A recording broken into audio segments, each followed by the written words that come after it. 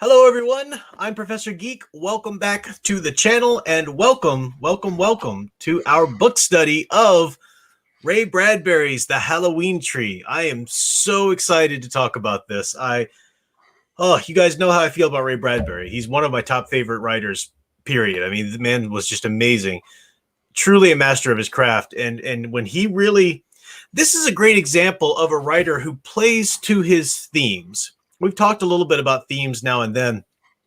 You can let your themes overwhelm you to the point where they hurt your writing. And there's been occasionally a time where Ray Bradbury's, I think, dabbled a bit too much, for my taste anyway, as a reader. But Something Wicked This Way Comes that we did last year, phenomenal. And now The Halloween Tree really does have him just exploring the themes that are close to his heart just so wonderfully. And really excited to dig into this. So we will do that. But with me, as always, my trusty TA, Big Al. Say hi, Al. Hi, Al. A little terrified in that thumbnail there, Al. Well, that's my generic scary Al thumbnail. I thought we were going to get an Al Moundshroud. I was busy preparing for tomorrow night's thing, so I didn't really have a chance to really think about one for this one. Stephen Cruz for the $5 super chat says, fact, the writer of Showgirls was heavily influenced by this book. As long as he paid you $5 to say that. You rock on, Stephen Cruz. Never change, buddy. Welcome to the chat, though. Let me unpin that. And I will have to say one thing about Stephen Cruz. If we ever did a rewatch of Showgirls, would that joke then be gone? No, then he wants you to rewatch it. Let me see here. Welcome to the chat. Urban Verse was first. Welcome. Almost said welcome, sir, but I don't know. Urban Verse could be either way. Matanui with his characteristic meep. What's that? That's an Urban Verse. That's a new name. Have not. It is. I wonder if that refers to like urban fantasy or which is a genre, of fiction or urban music or what? Interesting. Cool. Mr.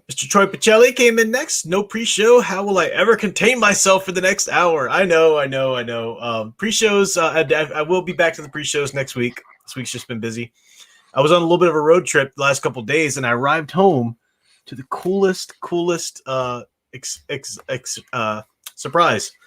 I received my copy of the Archies Meets the B-52s. How cool is that? It's got Dan Parent on pencils, which is awesome. And this is that is the comic book that no one ever thought would ever exist until now. No one ever thinks that the Archie crossovers are going to exist. Archies meet the Predator, Archie meets the Punisher, but they're awesome. They're always great. So I haven't read this yet, but I'm looking forward to it because it's came out in April this year, but it's the classic B-52s before Brian, I think his name was Brian, died. In the 80s and everything. So it's the whole classic band and everything. So looking forward to that. Very cool. Back to our welcome. See, we had Troy, Daniel Heron, welcome, sir. Melissa Harris, great to see you. Green Lion Girl, wonderful to see you. Hope your Wednesday night stream was going well. We started Hitman next to my Wednesday night stream. Oh, she's talking to Troy. Interesting. Hitman. Wow. That's some adult content. Benjamin Phelps. It's a new name. But says, wish I could stay, but I'm pulling a 12-hour shift tomorrow, and I need sleep. I'll be listening as soon as I can tomorrow. Have a good night. Thank you very much, Benjamin Phelps. I hope that you enjoy this when you do listen on the playback. Thanks for popping in and saying hi. Appreciate that. Matthew Flynn is with us, as usual there. Sadly, I won't be here for the whole stream. I'll go halfway through. I need sleep. I understand.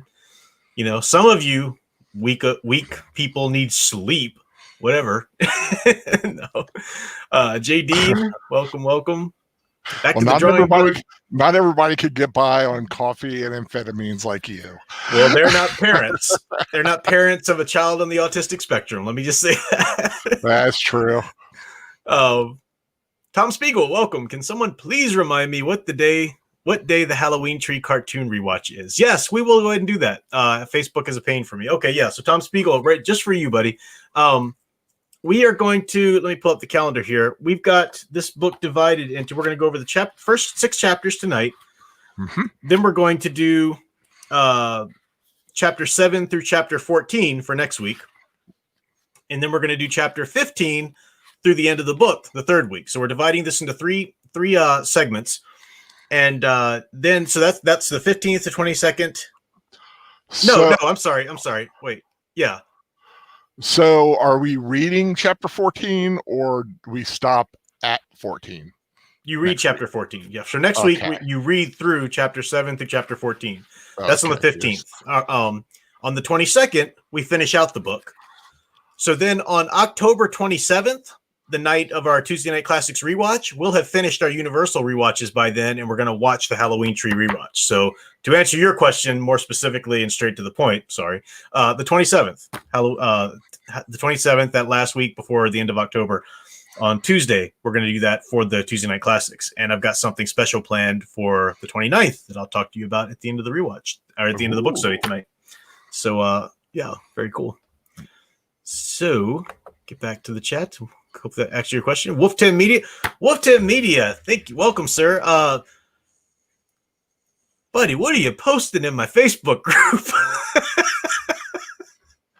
Wonderful art, man. Your art skills are to be commended, certainly. But yeah, really, seriously good art skills, man.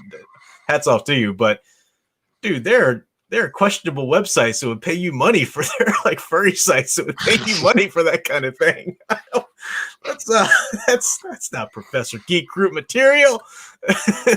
But good to see you here, Casey Scott. Hey, Sir Torin Clegane, welcome. Stephen Cruz, of course, as we said. Let's see, anybody else I missed? I think that's Jedi Master Zetopia here to hang out with us. Ralph Runyon, welcome, Ralph Runyon. Haven't seen you around. Yeah, this book's great. Some people, it's not one people have heard of. Sound Engraver's here with us. Sound Engraver back from her vacation. Great to have you, Sound Engraver. Let's see. Let's see, buddy. I think that's. I believe I'm caught up with everybody active in the chat anyway. So click that thumbs up if you will. Help us out with that. That's always a great help. Did you get Netter? Netter. Did I get? Surely I said Netter. I don't remember you. But Netter's Network deserves her very own special welcome. Netter's Network. Did I get a hi hun with the signature Netter's Network? Hello? I'm sure I did. I'm sure it's in there somewhere. If not, she just got one. Urbanverse got one. So did Ralph Runyon. I know. I'm not seeing mine, Netter. I don't see a. Oh, there it is. There it is. I got mine. Okay, we're good. All's well in the universe now. All right. So this book is so good. We're gonna probably get through the 6 chapters pretty easy. I mean, it's a short book. I say it's a children's book. I hesitate to say that because it's a fairy tale. Is more what it is. It's not really for little kids, but it can be read to children. I think that's the idea. Would you call it a novella? Yeah, novella length, but children's fiction isn't that long anyway. So it's so I don't know. Yeah, I wouldn't correct anybody who called it that, certainly. I'll read the back just for people who are tuning in who haven't heard of the book and are just kind of curious about it. On Halloween night, 8 trick-or-treaters gather at the haunted house by the edge of town, ready for adventure. But when something whisks their friend Pip away, only one man can help the boys find him. Join the sinister carapace clavicle Moundshroud as he takes them on an unforgettable journey through space and time, deep into the mysteries of the spookiest of all nights. Can the boys save Pip before it's too late? Nice little tease there. I wonder if that's his Christian name. Carapace clavicle Mound. Little baby. Oh, our little carapace. It's a wonderful book. Now this came out in 1972, and we did Something Wicked This Way Comes last year. We talked about how that book had started as a short story, as kind of an idea. He and Gene Kelly were kind of kicking it around as a possible movie idea, and eventually he did get to the point where he went ahead and wrote it out as a novel, and that was published in 62, I think, or 63. But this is published in 1972, so about 10 years later. And you're going to see a lot of similar themes from Something Wicked This Way Comes, but it's a very different story. And he kind of took those themes and distilled them into a different kind of vehicle for this book. So it's good stuff. Daniel Heron for $2. Showgirls is a better story than Halloween Tree. Throwing that money. Let's get So, as I said before, when I pitched this book, I said that what he's tried to do is he tried to do for Halloween what Charles Dickens did for Christmas with A Christmas Carol, and that is to write a ghost story appropriate to the genre, appropriate to the holiday, because A Christmas Carol is a ghost story, but it's wrapped up with all of the wonderful Christmas values and Christmas themes, that it appropriate to the holiday. And Bradbury does this with Halloween, and this is what I mean. This is what I mean when I say I love this kind of Halloween stuff, the fun stuff that gets to the spirit. This is why I just don't go in for the horror for horror's sake kind of Halloween stuff. And that's fine if you do, that's fine. But that's not the magic of Halloween to me. I think some people mistake. Some people might just like that, and that's fine. But they mistake the thrill of that for the magic of Halloween. And that's not really what the magic of Halloween is. It's tied to it. And it might be the way they experience or a path they take to get to it. But the magic of Halloween, this book really goes into as we get through the whole thing. We'll get to just sort of scratching the surface of it tonight. But that's the fun of Halloween, the idea of taking this darkness in the world, taking this time of, let's face it, reality is you die. Death happens. Death happens in culture. Death happens in our lives. What do you do about it? Do you have some sort of belief system that redeems that for you? Are you able to celebrate it? And in celebrating death, in that context, you're celebrating life. You're celebrating all the good that is here for a passing moment or whatever. So, it's like a Halloween fable, and I say this, and I hate to use the word but it's the only word I can think of. It is based in the childlike innocence of the holiday that we remember. I don't like to use the word childlike because I'm not saying that it's in any way juvenile. Yeah, but it's written for like these boys are how old are they? Like 10, anywhere from like 10 to 12-ish, something like 10 that. To 12.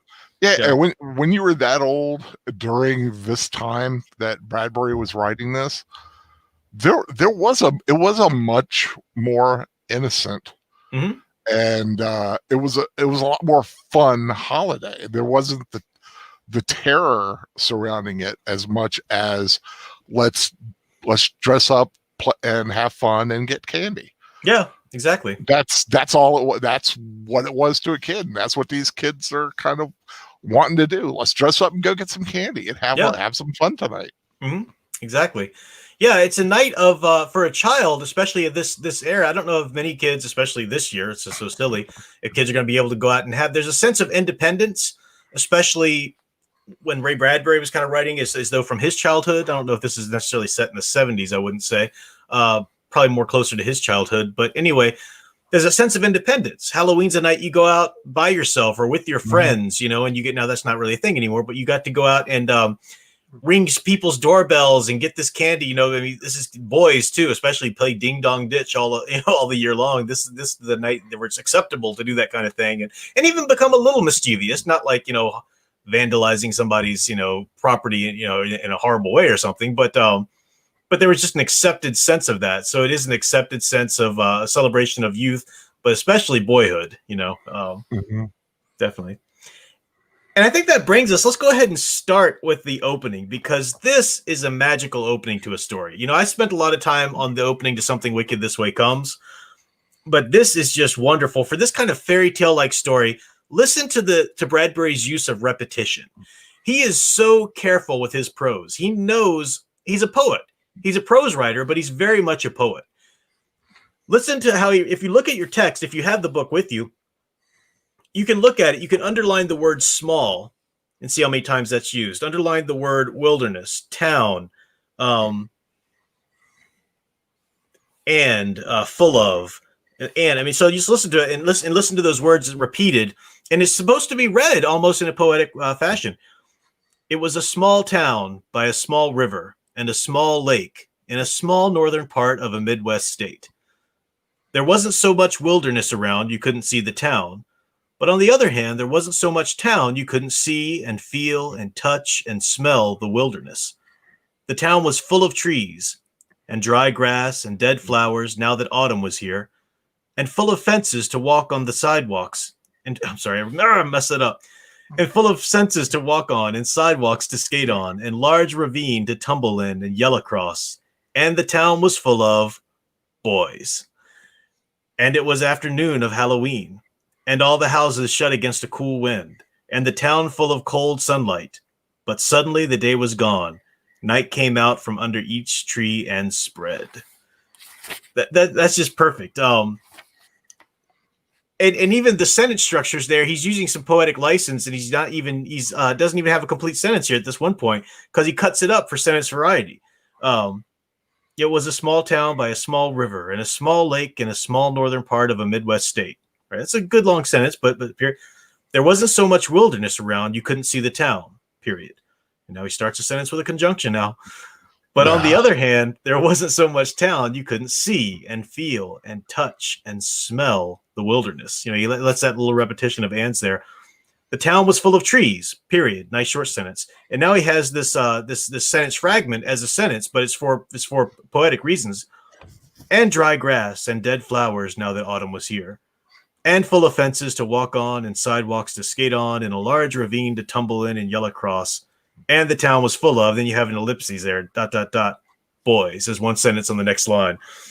And Ray Bradbury has this, this fond memories of his own childhood and boyhood, reveling in what it was to have that freedom and that sense of wonder, as a young boy and stuff. And that's something he comes back to quite a bit.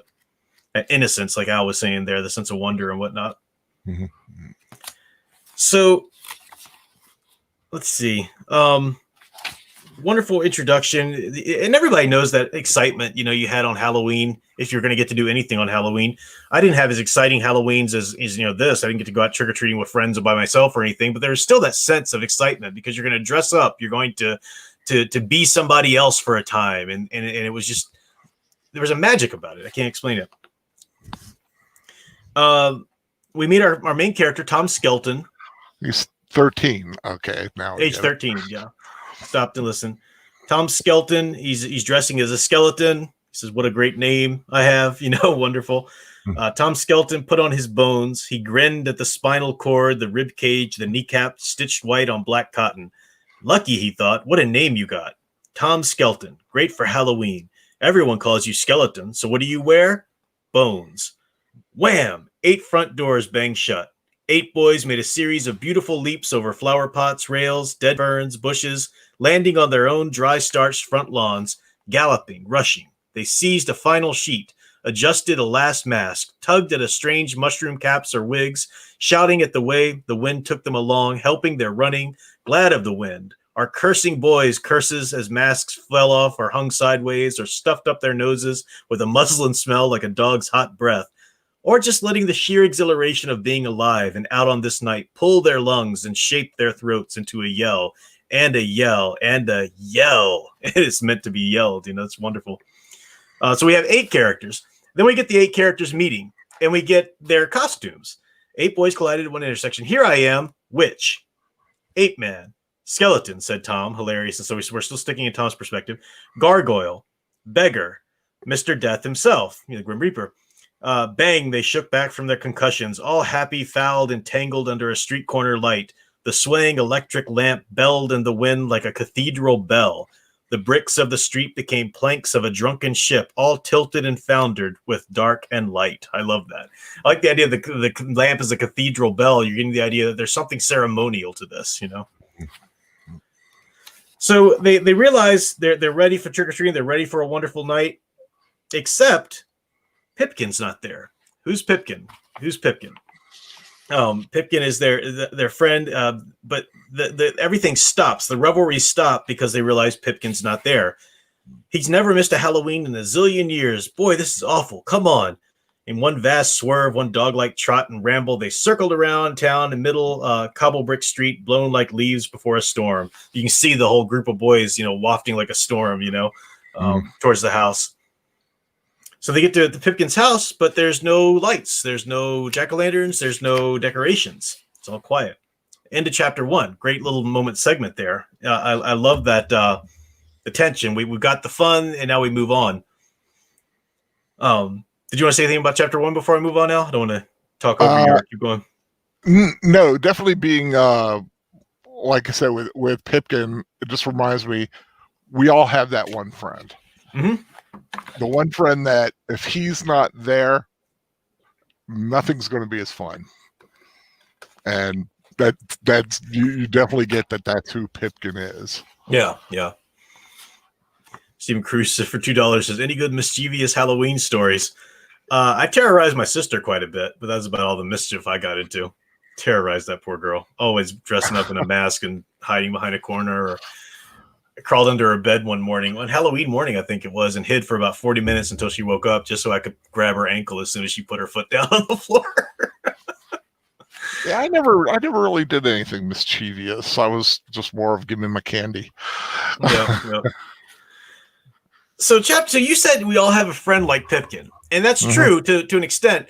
But Bradbury takes that and amplifies it even more to the point where Pipkin is almost a personification of the spirit of boyhood. He's a real character, but he's also this sort of spirit of boyhood type character. Because listen, why were they waiting, afraid for one small boy? Because, again, ... Joe Pipkin was the greatest boy who ever lived, the grandest boy who ever fell out of a tree and laughed at the joke, the finest boy who ever raced around the track, winning, and then, seeing his friends a mile back somewhere, stumbled and fell, waited for them to catch up, and joined, breast and breast, breaking the winner's tape. The jolliest boy who ever hunted out of all haunted houses in town, which are hard to find, and came back to report on them and take all the kids to ramble through the basements and scramble up the ivy outside bricks and shout down the chimneys and make water off the roofs, hooting and chimpanzee dancing and ape bellowing. The day Joe Pipkin was born, all the Orange Crush and knee soda bottles in the world fizzed over, and joyful bees swarmed countrysides to sting maiden ladies. On his birthdays, the lake pulled out from the shore in midsummer and ran back with a tidal wave of boys, a big leap of bodies, and a down crash of laughs. I just love that. I feel like I've missed something, never going up to the roof and doing that. Never made water off a roof, Al? Not off a roof. Many other ways, but never off a roof, unfortunately. I haven't done that either. I mean, it's every male's rite of passage to write your name in the snow, but oh yeah, never off a roof. Dawn's lying in bed. You heard a bird peck at the window. Pipkin. You stuck your head out and into the snow water, clear summer morning air. There in the dew on the lawn, rabbit prints showed where just a moment ago, not a dozen rabbits, but one rabbit had circled and crisscrossed in a glory of life and exultation.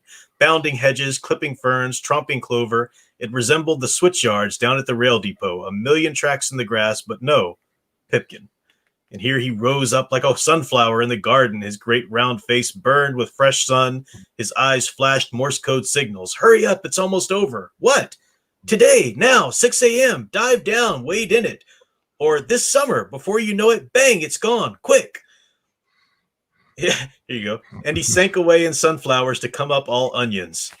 But that wild onions, boys out there in the grass and everything and stuff, and just the I mean, it goes on, and I just love Bradbury's prose, and I could just sit here and read the whole book to you, But yeah, I mean, you miss, like I said, I think as an adult you lose that I'm going to say childhood magic because got to be gender neutral.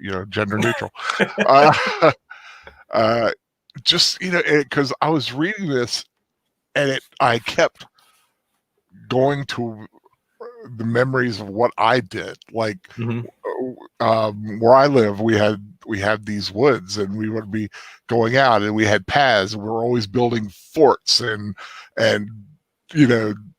going down to the shore and climbing on these old trees out by the water. I mean, it's that stuff you used to do as a child, and then suddenly one day you're not doing it anymore, and sadly it's getting close to around this time when the 13, 14, as you're about to grow up. Yeah, absolutely. Yeah, that's that pinnacle of boyhood before that growing up comes. And this is the age of Peter Pan, right? This is the age of Huckleberry Finn. This is, that quintessential boyhood right on the cusp of crossing into something else. You're right. Yeah, it goes on with so many great analogies. Pipkin, who no one ever saw standing still. Pipkin, sweet Pipkin, who yodeled and played the kazoo and hated girls more than all the other boys in the gang combined. Whose arm around your shoulder and secret whisper of great doings this day protected you from the world. Pipkin, God got up early just to see Pipkin come out of his house like one of those people on a weather clock, and the weather was always fine where Pipkin was. Pipkin, line, period, end. They stood in front of his house. Any moment now, the door would open wide. Pipkin would jump out in a blast of fire and smoke, and Halloween would really begin. Come on, Joe. Oh, Pipkin, they whispered. Come on. And the end of the next chapter. The wonderful, beautiful That's chapter like breaks. one full chapter dedicated to just how important this one kid is to all his friends. Yep. Just description of that. It's perfect. Yeah. Because, of course, it's going to become important why his importance is going to become a major part of the story. But yeah. And I want to show the prose here just on camera. You can see how it's broken up. It's almost like a poem. These short lines occasionally. It's broken up. He's not afraid of the breaks, and then the end of the chapter there. Let's see if that gets it there. Yeah. He's just it's prose, but he's very poetic. Looks like the camera's being all weird. Hopefully you saw that. Sort of. I don't know. Yeah, you're getting a little digitizer in there. Yeah, I think that's the webcam focus. Hopefully that'll straighten up here in a second. If it doesn't, then I will break it out and back in or whatever. Or just take it off too. But I wanted to show a few things as we go through. Also, the illustrations in this book are wonderful. They're really cool to see. So chapter, anything more about the description of our Pipkin you want to talk about? No, but I love how you have all this energy describing this kid, and then the next one, he appears, and it's not quite what you expect. Yeah, you're absolutely right. Great transition. The front door opened. Pipkin stepped out. Not flew, not banged, not exploded. Stepped out and came down to walk to meet his friends, not running and not wearing a mask. No mask, but moving along like an old man almost. Pipkin, they shouted to scare away their uneasiness. Hi, gang, said Pipkin. His face was pale. He tried to smile, but his eyes looked funny. He was holding his right side with one hand as if he had a boil there. So he's obviously not feeling great. He says it, but he says he can't tell his parents because then they won't let him do trick-or-treating. He tells them, go, you go to this house. I've already mapped out this haunted house after cross the ravine. We'll go there. He tells them that he'll meet them there. So they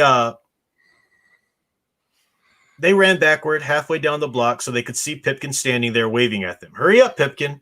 I'll catch you, he shouted a long way off. The night swallowed him. Wonderful line. The night swallowed him as they ran away. They ran. When they looked back again, he was gone. They banged doors. They shouted trick or treat, and their brown paper bags began to fill with incredible sweets. They galloped with their teeth glued shut with pink gum. They ran with red wax lips, bedazzling their faces. But all the people who met them at doors looked like candy factory duplicates of their own mothers and fathers. It was like never leaving home. Too much kindness flashed from every window and every portal. What they wanted was to hear dragons belch in basements and bang castle doors. And so still looking for Pipkin, they reached the edge of town, the ravine, where civilization fell away in darkness, the ravine. So I love this. They're out in Halloween. That's the fun of it, being able to be sort of independent, being able to be mischievous, but it's allowed, so it's not as fun anymore. It's not as fun when it's allowed, right? Yeah. And they're looking for that scare. Mm-hmm. It's like it's too nice, it's too sweet, Safe. Trick or treat, here's your candy, but they want that. They want the scream, they want the scare, they want that. What makes Halloween very special. And I think you picked up on it when you talked about their age being right at the cusp of losing boyhood and stepping into adolescence and a young manhood kind of idea. Is that Halloween is is a safe celebration of something pretty dark when you get to the idea of death and everything. And they'll go through this adventure and explore these different times and everything like that as they go through. But they're at the point where they're starting to realize that. They're starting to realize this is all controlled. Even though it's different, we get to dress up, we get to go to different houses, we get to be a little mischievous here and there. It is still within a controlled environment. It's sort of allowed. So they've bumped up against that safety of it, and it's no longer holding quite the same thrill. They want a little bit something more. So they go to that ravine where that haunted house is there. Mm-hmm. And I do love the description of this ravine. The ravine, filled with varieties of night sounds, lurkings of black ink stream and creek, lingerings of autumns that rolled over in fire and bronze and died 1,000 years ago. The idea of leaves, right? Blowing over and then rotting in this ravine. From this deep place sprang mushroom and toadstool and cold stone fog and crawdad and spider. There was a long tunnel down there under the earth in which poisoned waters drips, and the echoes never cease calling, come, come, come. And if you do, you'll stay forever, forever, drip, forever, rustle, run, rush, whisper, and never go, go, go, go. Oh, such great prose! Dude's freaking amazing. Every time I read Bradbury, I'm so much fun reading it because he's so great. But there's part of me is like, oh, you're not Ray Bradbury. It should never be that good.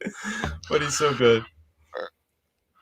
I'm really getting the impression that you like this book. A little bit, it's all right. It's okay. Yeah, it's all right. Yeah. Hey, I guess he can write okay. I don't know. Well, you noticed that the first time we did our study of Something Wicked This Way Comes, you're like, you like this book much, Prof? Yeah, a lot of it. Wow. I know. I geek out about Bradbury. He's so great. Yeah. But again, reading this and another reminder of my, another thing that reminded me of my childhood. There's these, like I said, little dips in the woods where you didn't want to go down there because you just knew there was something bad down there. Mm-hmm. Yeah, absolutely. And Stephen Cruz brings up a good point. In this edition that I'm holding up, it's got Joseph Muganini. I don't know if I'm pronouncing his name right, but he's the one who did the illustrations. So you've got the great StreamYard. The cover art there features some of the boys' costumes there. And you see a skull here. It's not actually a skull. It's supposed to look like a skull, but that's actually the mummy. And I think that's Death holding part of his mask there or something to make it look like the skull. But you've also got these wonderful illustrated, black and white illustrations. That's Moundshroud himself, at one point. So really great art and illustrations. You're absolutely right. Sound Engraver says, I love the boy camaraderie in this story. 8 boys plus another main character is a good number. Yeah, it is. And it's very much, we started off these book studies with Stephen King's It. And that wasn't specifically boyhood camaraderie, but actually it was quite a bit of it in there. And it's that something, that magic of childhood friends. And remember that line in, no, it was actually a line. Stephen King has this, follows these themes as well a little bit. And it was actually in The Body, that short novella that they made this movie Stand By Me behind, when he says, like, I never had friends like I did when I was 12. Did you? It's the idea that as kids that you form such friendships. Such a trusting, I guess, kind of friendship. Let me see. Where did I just lost my place? Oops. Page 15. Was that where I was at? That's with the ravine. You were talking about the ravines. Oh, good. Yeah. Okay. Thank you. All right. See, chapter 4. The next. The fact that we have the exact same book is very helpful this time around. Helps a lot. Yeah. This is the edition that's most readily available if you go on Amazon. It's only a few bucks too, because it's it's short and everything. But there's a lot of great art out there for different editions of the book. The one that I used the thumbnail from, I forget. Was that the same illustrator? I don't know. So they run down the ravine. They end up at this old house, this haunted house. The house beckoned with its towers, invited with its gummed shut doors. Pirate ships are a tonic, ancient forts are a boon. But a haunted house, on Hallows Eve, 8 small heartbeats beat up an absolute storm of glory and approbation. Love it. So good. So they're daring each other to go up and ring the doorbell, or knock on it or whatever for trick-or-treating. And they get up there. Let's see. Each wished, Tom Skelton alone itched his bony foot on the first porch. The others gasped at his bravery, so he's going to step out and do this. So now, finally, in a mob, a compact mass of sweating boys moved up the porch amid fierce cries of the planks underfoot and shudderings of their bodies. Each wished to pull back. Listen to the imagery here. I'm trying to picture it.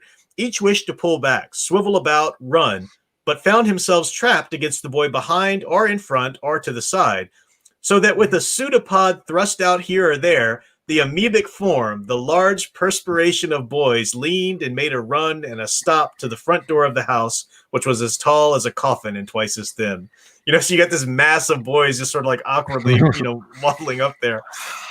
And they're all huddled together, like, they need to like be touching each other because they're all scared. Exactly, yeah.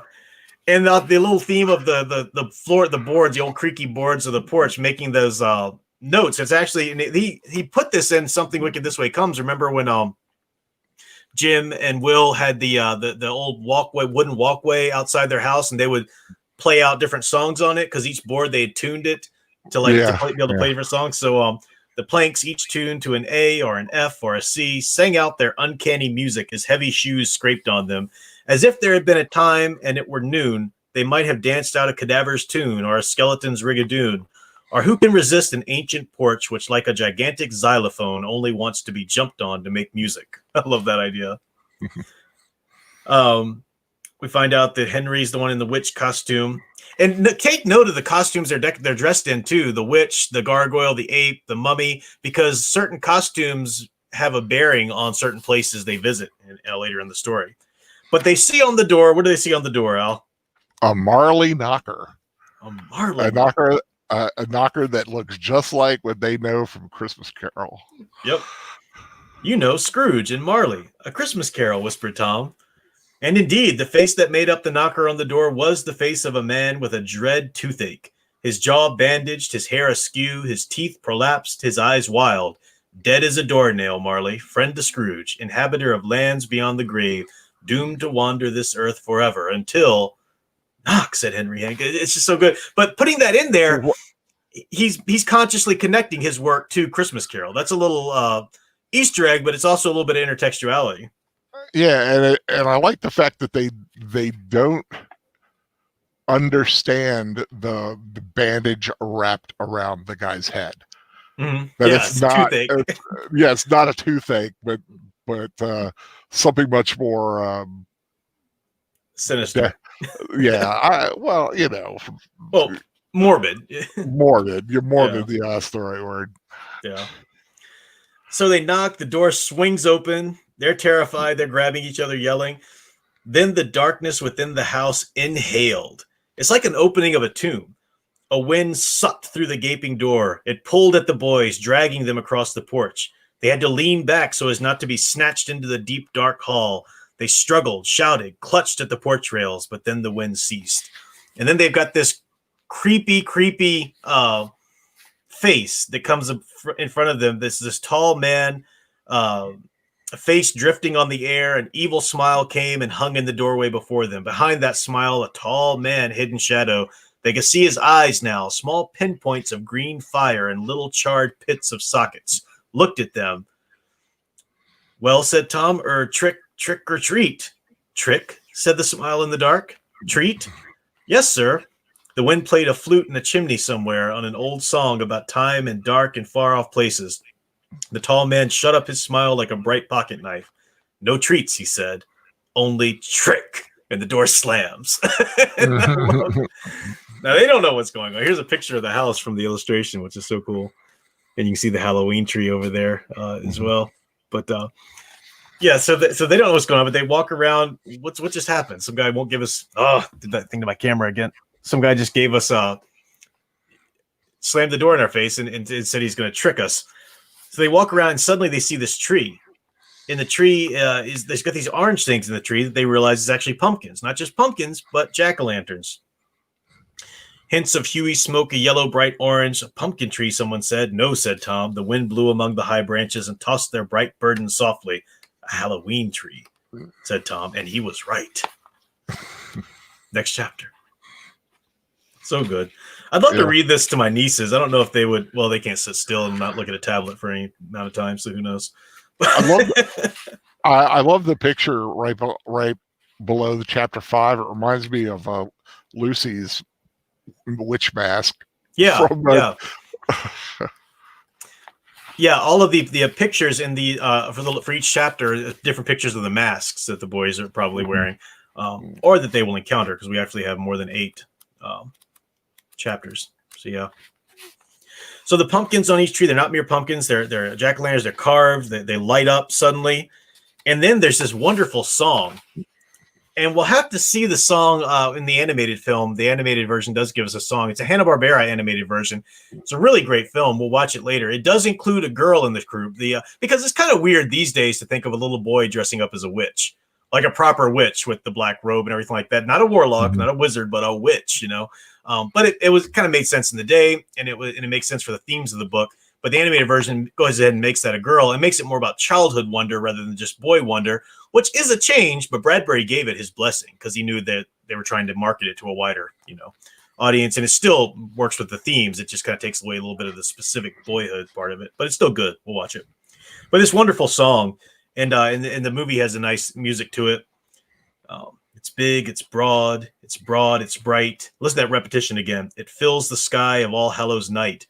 The strangest sight you've ever seen, the monster tree on Halloween.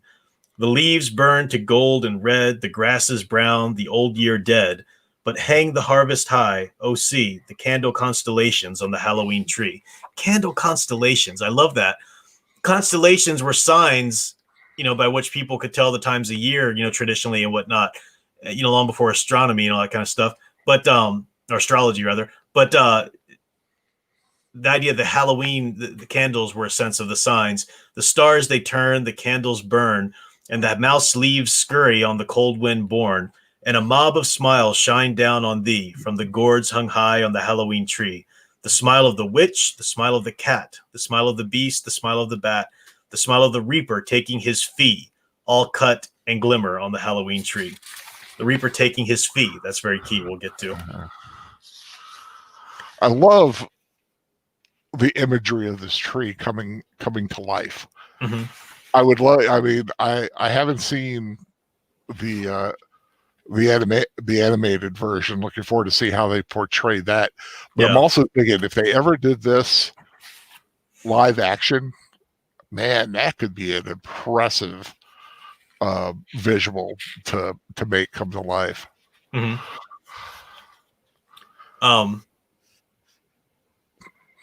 Oh, Stephen Cruz says, "You're a great writer too, sir." Why, thank you, Stephen Cruz. Stephen Cruz gets points. extra perks for Stephen Cruz. Sounded great, interesting. She says, I have to say, while I love these science fiction writers know a thing or three about music, there's nothing uncanny or dreadful about a first inversion of F chord. Okay, so I don't know anything about what that means, but this then I'm guessing the notes that he says there, that's what a first inversion of an F chord is, and that's a creepy sound, almost like I don't know, probably not straight up like a devil's triad, but something like that. Is that what that is? That's really cool to use that. Yeah, that's a neat little layer in that I didn't get. That's cool. This Halloween tree, where's that line I wanted to read?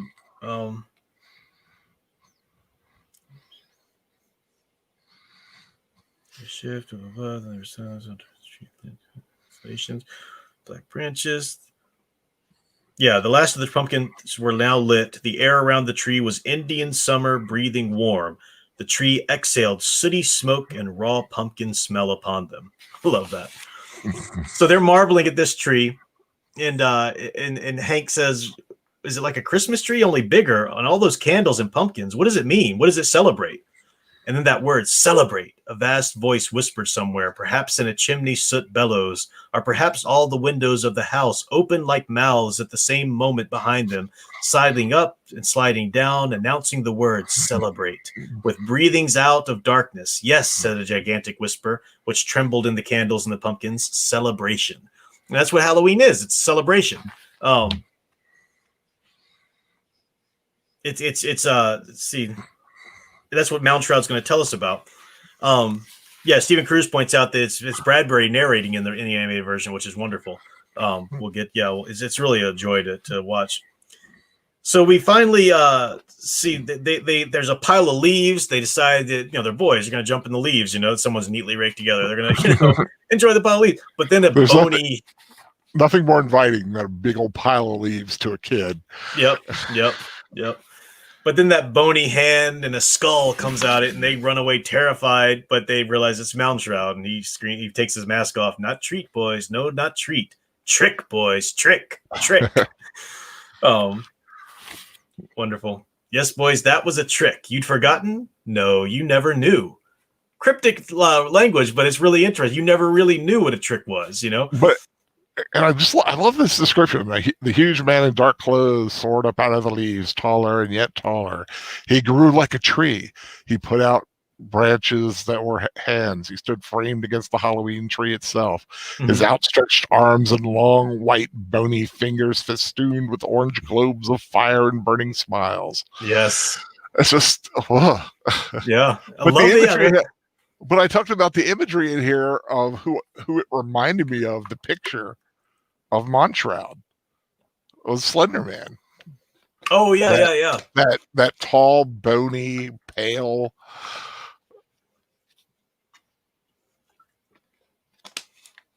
You still there? Yeah, I'm here. I was waiting for you to comment. You sounded like you were mid-sentence. That tall, bony, pale. I was waiting for the last word of it. Pale skin. Okay, skin. Okay. Thank you. Okay. I was waiting for you, but I also saw Jordan Welch's comment here. I said, goodness, I haven't read this in years. Used to read this yearly. I need to get a copy and read it to my boys. Absolutely. If you've got young boys, this is great to read to. And I'm like you. I read it every year. I know you said you haven't read it in years, but you used to read it every year. I do that now. Either read it here or listen to an audio version or whatever. It's a fun, because it's quick. It's not cumbersome. And it's a fun way to really celebrate Halloween and get into the Halloween spirit, of a proper, for me anyway, like a safe, a good magic of Halloween spirit. So he said, yeah, what a trick. You forgotten? No, you never knew. And then a few lines down, he says, well, now. And he's smiling at them. He says, now you know something about Halloween you never knew before. How did you like my trick? Something about Halloween you never knew before. The real terror, the real, that's not safe. There was nothing safe about what just happened to them. They thought this was terrifying, and he introduces himself, this and more. He says, they ask, is this what you used to do on Halloween? This and more. But let me introduce myself. Moundshroud is the name. Carapace, clavicle, Moundshroud. Does that have a ring, boys? Does it sound for you? So they have this wonderful moment where they're kind of camaraderie together. They're laughing. They're reveling in the fun of Halloween. Yeah, probably like it sounds. The boys thought, oh, it sounds. It sounds definitely. Moundshroud. Yes, cried Moundshroud. Lads, look at yourself. So he said, a fine name, said Mr. Moundshroud, giving it all a sepulchral night's church sound, and a fine night. All the deep, dark, wild, long history of Halloween waiting to swallow us whole. Swallow us, they say. Yes, cried Moundshroud. Lads, look at yourselves. Why are you, boy, wearing that skull face? And you, boy, wearing a scythe? And you, lad, made up like a witch? And you, he thrust his bony finger at each mask. You don't know, do you? You just put on those faces and old mothball clothes and jump out, but you don't really know, do you? Well, said Tom, a mouse behind his skull-white muslin. No. Yeah, said the devil boy. Come to think of it, why am I wearing this? So they start asking themselves this. Mr. Moundshroud, I'll tell you. No, I'll show you. If only there was time. It's only 6:30. Halloween hasn't even begun. True, said Moundshroud. All right, lads, come along. So he's going to come show them what Halloween's about. There, do you see it, lads? What? The undiscovered country. Out there. Look long, look deep. Make a feast. The past, boys, the past.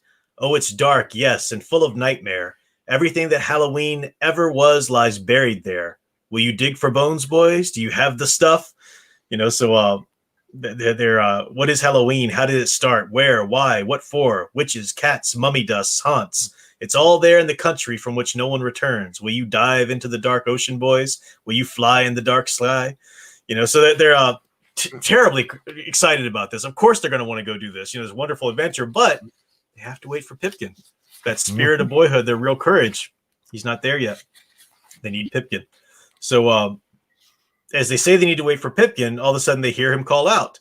As if summoned, in the instant they heard a cry from the far ravine. "Hey, here I am," called a frail voice. They saw his small figure standing with a lit pumpkin on the far ravine ledge. "This way," they all yelled. "Pipkin, quick!" "Coming," was the cry. "I don't feel so good, but I had to come. Wait for me." And the end of chapter 5, another great chapter ending. A lot of It's good tension to play you on. It's. I'm just wondering how much this not feeling well is a foreshadow of something to come. I'm a little worried about Pipkin right now. That's right, because this is your first time reading it through here with us, and you've only read the 6 chapters. Okay. I've only read the 6. That's what I'm doing. I'm reading just what we're supposed to read. Good. Sound engraver qualifies that the F chord is a beautiful pastoral major chord, but Bradbury did describe the creaking porch like a xylophone, and I think each panel had a note, so it could cause each dissonance depending on how the boys were standing and moving. Interesting, yeah. I can't remember in the animated film. I don't think it's been a while since I saw the animated version. I don't think they actually show dancing out of the porch, but I might be wrong. It's been a while since I seen that, but look at it.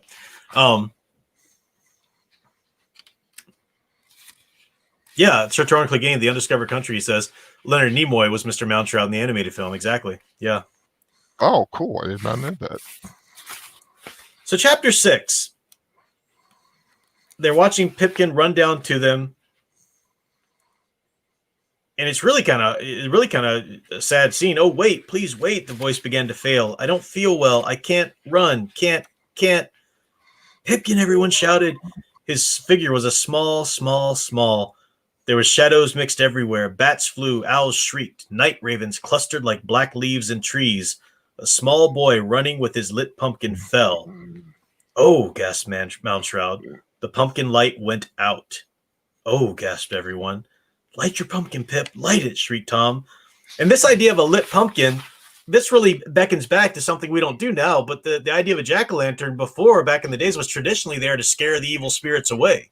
Those the frightening faces you would carve on a pumpkin was there to protect the house, that kind of idea. And so, yeah, at times, in the history, children would carry the pumpkins around, as a kind of a tradition for that, or to light the way, sort of, before flashlights and whatnot. So, yeah, it's a beautiful image there. But his pumpkin light went out, and that's terrifying. "Help," wailed his sad voice. 1,000 wings flew away. A great beast beat the air somewhere like a thumping drum. The clouds, like gauzy scenes, were pulling away to set a clean sky. The moon was there, a great eye. It looked down upon an empty path. Pipkin, nowhere to be seen. Way off toward the horizon, something dark frittered and danced and slithered away in the cold star air. "Help! Help!" wailed a fading voice. Then it was gone. "Oh," mourned Mr. Moundshroud, "this is bad. I fear something has taken him away." Where?" gibbered the boys, cold. "To the undiscovered country, the place I wanted to show you. But now—" "You don't mean that thing in the ravine, it, or him, or whatever, that something was Death? Did he grab Pipkin and run?" "Borrowed is more like it. Perhaps to hold him for ransom," said Moundshroud. "Can Death do that?" "Sometimes, yes." So this idea of Death, and Moundshroud tells him the only way to save him is to go into the undiscovered country with me. "Go ahead and follow me, and we'll try to save him. All the more reason for you to come along, lads. If we fly fast, maybe we can catch Pipkin. Grab his sweet Halloween corn candy soul. Bring him back." I love that language and description there. And to close out the chapter, he says, "Here's what we're going to do. Let's go run to the barn." There's this old barn across the way behind the house. "The abandoned farm. Quick now, along this path. All rise along this road." And they get there. They leaped the fence running and stood by a barn that was frosted over with old circus posters with banners tattered by wind pasted there 30, 40, 50 years back. Circuses passing through had left patches and swatches of themselves 10 inches thick. "A kite, boys. Build a kite, quick." And that's the end of our chapter 6 there. Mm-hmm. So the idea that he wants to, now we don't know what's happening here. We don't know what he's going to do if you're only reading and stopping at this point. But he wants them to build a kite out of these patches of old circus posters. Now, what are circus posters? You think about the kinds of things that circus posters would promote. Dangerous animals, lions and tigers and such. the freaks from the freak show, the acrobats. It's all death defying in some way. It's all sort of a dark death adventure thrill. That's the idea of old circuses. Carnivals used to come into town and stuff like that. That's the kind of posters they would be. So it's very fitting for Halloween. It's not just random that he chooses circus posters there. And it's another great tie to Something Wicked This Way Comes. I get I was going to say it really reminded me of the circus from Something Wicked This Way Comes. Mm-hmm. But I love the line here as Pipkin's trying to strike a light, and he goes, "But in that instance of darkness, the night swept in, a great wing folded over the abyss. Many owls hooted, many mice scampered and slithered into the shadows. Mm-hmm. A million tiny murders happened somewhere." Yeah, it's like, yeesh. A million tiny murders. Yep. Yeah, the language is so great. Matanui's calling me out. The sea is silent in sight. I know. You try reading out loud on demand and see if you don't make a mistake or two. I was going to call you on that, but I thought better. Well, I was going to stop and correct myself, but the flow, I just liked the flow, so we just kept going. So that's the thing with Bradbury. When the prose is so poetic like this, especially when I'm reading out loud and I'm so excited anyway, sometimes I'll occasionally skip words and whatnot too, but I'm like, nope, just keep it going because that flow is so great and important. Just looking through some of the great illustrations to come too. This is going to be wonderful. So that's where we're going to stop there tonight. But we've got the reason I like to stop there is it's a good little chunk for us, but it's also the perfect intro to this story where we've got the setup of the theme. We know it's Halloween. We know what Halloween means. We know that we're dealing with young boys and what Halloween means to them and the theme of the wonder of childhood, of boyhood at that cusp. Their friend, we get the peril of Pipkin, and we find the this character of Moundshroud coming in to be their guide here, and we'll find out more about him and who is he or what is he, and what's going on here. What is this undiscovered country, and why does he want them to make a kite? What's really going to happen here? So, wonderful intro to really start us into the book and introduce us to the magic, introduce us to Bradbury's wonderful prose.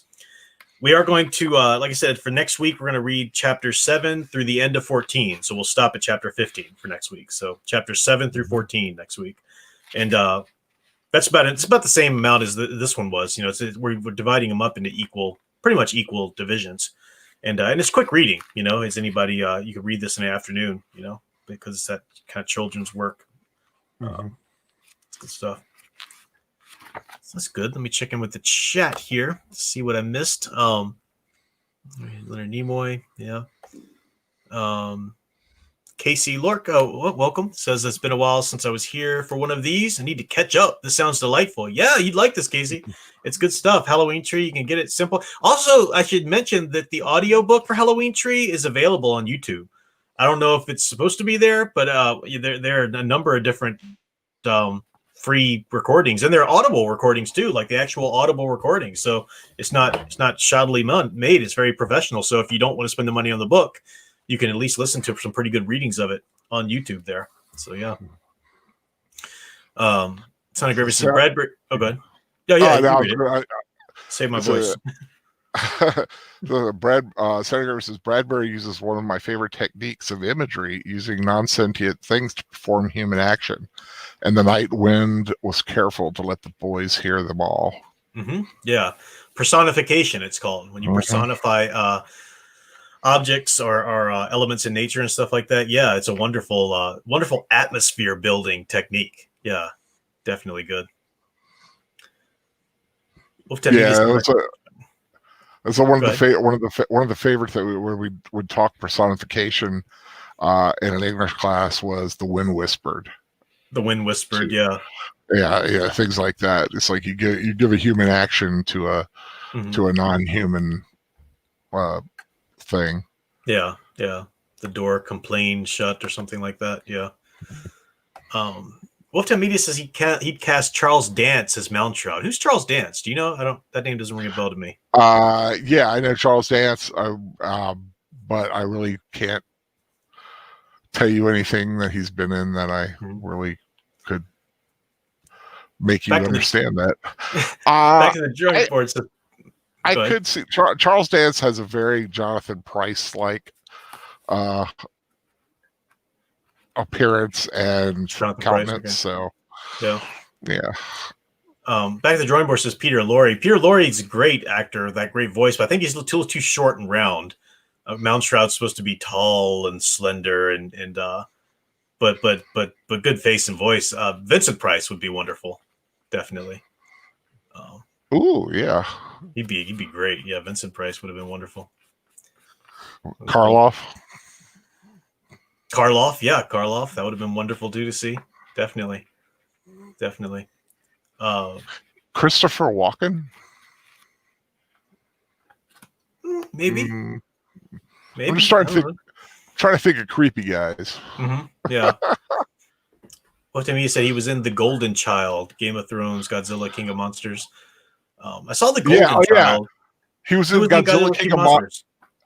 He was the eco-terrorist that set one of his. Okay, yeah. Okay, I got it. Yeah, definitely. Yeah, Stephen Cruz's Carrot Top, Cast Carrot Top. Christopher Lee would have been another one, definitely. Ooh, I think that's definitive right there. That would have been. It's pretty good. It's pretty good, Christopher Lee. Yeah. So. Liam Neeson. Liam Neeson? Maybe that tall, thin, lanky. Yeah, maybe. Have to get used to the idea. Yeah. I think physically, he could pull that off. Yeah.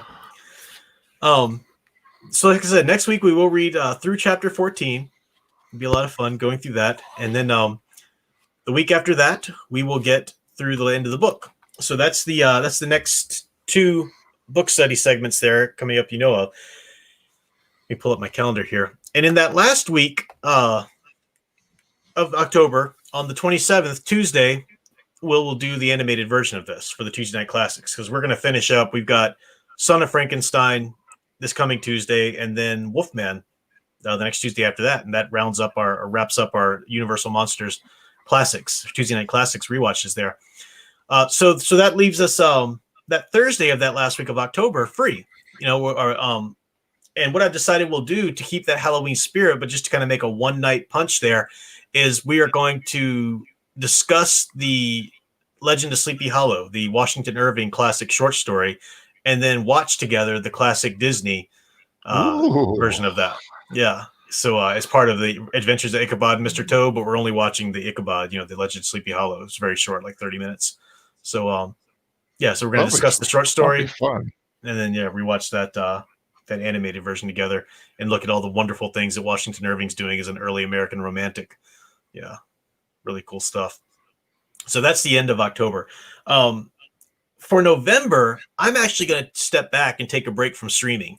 I am going to do the Star Wars holiday special that's been on the calendar for a while now, and that's whatever, the Tuesday or Thursday before Thanksgiving. I don't know. Troy's got on 17th. 17th, yeah, 17th. It's Wookiee Life Day. Yeah, Wookiee Life Day. That's right. Yeah, because that's on the calendar for a while. I slipped out of it last year, and I don't want to do that again. Sound Engraver is going to join us for that and everything, so that's going to be fun. But otherwise, for November, I'm stepping back from streaming, and I want to spend more time trying to make some content on the Catholic Bible Geek channel. Don't know exactly what yet. Don't know exactly, but I might maybe come back for some studies, Narnia Chronicles or something. I don't know, but I'm not putting anything on the calendar right now as of yet. Troy is going to possibly do some Klingon cleric stuff, maybe on his channel. Troy's going to possibly fill in a little bit there. So there'll be content. Don't worry. And a number of people can provide some content. Of course, that's fine. But I'll still be doing something on the Catholic Bible Geek channel. I just don't know exactly what yet. Whether I do want to make some standalone videos first, and of course I might be doing some streaming on that too. So I'll just kind of see. But I'm going to take a break from streaming on Professor Geek, at least scheduled streamings. I might, in a moment of whimsy, decide to do a live stream about this or that topic, that might jump on for or something. But yeah, so that's what's going on now. And I'm not sure that I'm just saying that's for November. We'll see what happens with December. We'll see. So we're going to put off Chronicles of Narnia for a while. Yeah, I'm not putting that on the calendar. I don't know what I'm doing right now. I don't know how much streaming I'm going to do at this point. I'm going to focus more on the Catholic Bible Geek channel because it's been so dormant. All my time's been going into Professor Geek channel. So I don't want to just leave that channel dormant. I want to find a good happy medium between the two. And for a while, that's going to mean taking a break from this at least, just to see where I can get a good flow there. But but yeah, so that's not on the calendar right now. I still want to do something with that eventually, but we'll see. So that's not there. Um, Elijah Brown says, I miss office hours. Well, you want to tune in to Age of Boomers channel. Study Hall is kind of taking up that mantle over in Age of Boomers channel with Troy and Age of Boomer, Sunday nights. And I'm sure Troy will be here to drop some links in a second. So you'll see those definitely. Phoenix Halcyon says, sounds pretty neat. Let me know if you need to be drawn as a Wookiee. Al demands to be drawn as a Wookiee. I am a Wookiee. Al is a Wookiee. I am Albaka. Al is Albaka. That's wonderful. Phoenix Halcyon, of course, gave us those wonderful fan arts for our thumbnails when we did the Dune study. So really great there.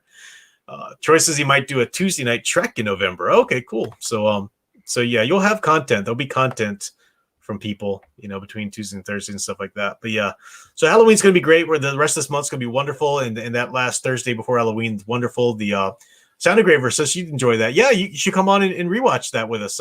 Yeah, please do. Please come on and watch that with us, because there's so much music in that, right? Bing Crosby's wonderful soundtrack to that and stuff.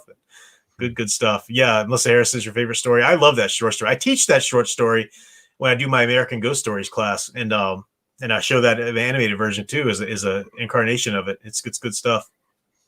Actually, I even show in the class that I teach, I even have them watch the Tim Burton movie as well, to compare all the different versions and see like how this one story is taken we actually read Tam O'Shanter by Robbie Burns too, the Scottish poem that the story was based on, and or took a lot of inspiration from, at least. So really good stuff. So yeah, that's kind of everything coming up out in the future. But in terms of this week, this is Tuesday. No, this is Thursday. Sorry. You're doing something tomorrow night, right, Al? Tomorrow night, I am doing Fan Man Tonight. I am the special guest host, but it will be on my channel to save a little stream time for the Fan Man. Fan Man is in harm's way once again from Mother Nature. Mother Nature has a severe grudge, it seems, against Fan Man. Pray for Fan Man. He has bequeathed upon me the responsibility to take up the mantle of Fan Man Tonight, and instead of doing patently Al kind of thing, I'm gonna do a little kind of a strange Frankenstein's monsters creation of a him and me kind of a show. So definitely tune in tomorrow at 8:00 on Big Al Presents. I am calling it Fan Man Tonight. Just for a thing, there'll be a few Fan Man-esque kind of things, plus a little mine, and there may be a surprise rewatch. Oh, okay, interesting. And what time on your channel? This is 8:00. No, this is all tomorrow night. It'll be a very short rewatch. Let's just say if you have a copy of It's the Great Pumpkin, Charlie Brown. Nice. Keep it handy. I might decide to watch that tomorrow night. I just might. Something short and fun, and I think it's on Internet Archive.